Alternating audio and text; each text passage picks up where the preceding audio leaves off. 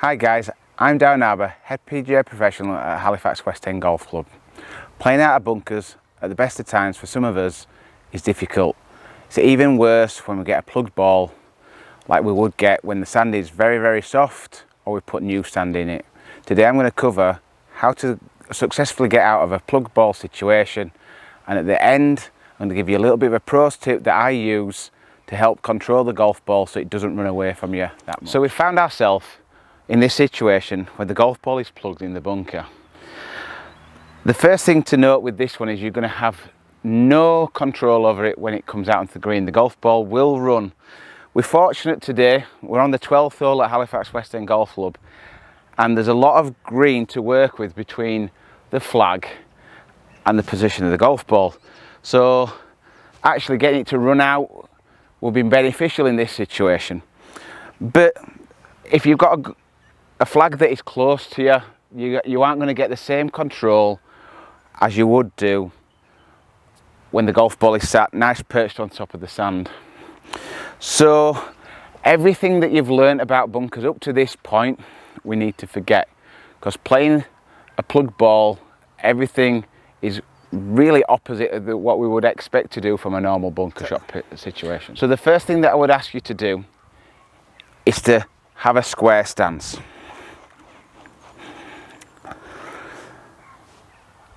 The second thing you need to do is have the golf ball positioned back in your stance. And the third thing that I would ask you to do is close your club face so it points towards your left toe. So this setup is completely different and alien to everything that we'd expect when we're playing out of a bunker. But obviously this is an extreme, and what we want to do is to get the golf club descending under the golf ball and flicking it out. So if you look at your golf club, and what we're looking for is to get your narrowest point of the golf club underneath the golf ball. So the reason why we turn it in is because it pronounces the toe of the golf club a little bit more, because that is obviously the thinnest part and it helps you to dig that little bit better. So ball back in your stance, weight favouring your left leg, toe of the golf club in.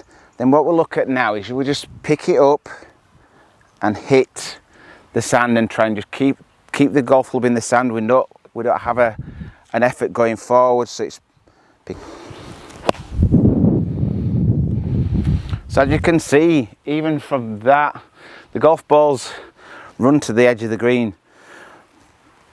But the one thing to notice about is your divot in the sand. It's very narrow, but then also very deep, because you're getting this golf club digging in and descending into that sand to help the golf ball get out of the situation that you found yourself in.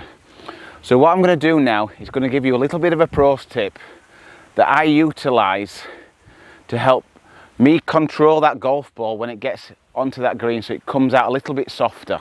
So obviously you can see from the shot from down the line that the golf ball, when it hits the green, runs a lot and we have very little control of it.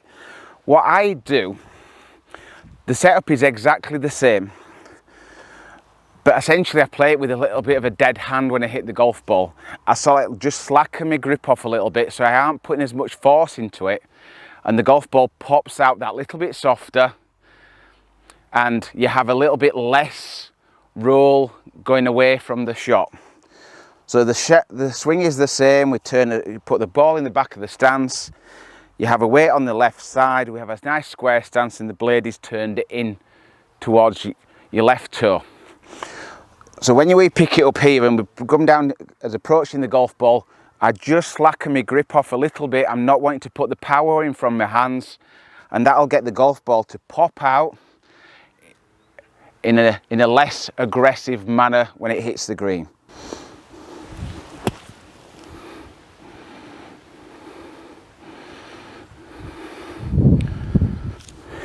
It still runs out, but you'll have a little bit more control, especially when you've not got a lot of green to work with.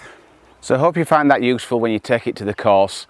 The pros tip one really does take a little bit of a practice and a little bit of confidence to just slacken that grip off when you do hit that golf ball, but I'm sure you'll have lots of success with it if you put in the time.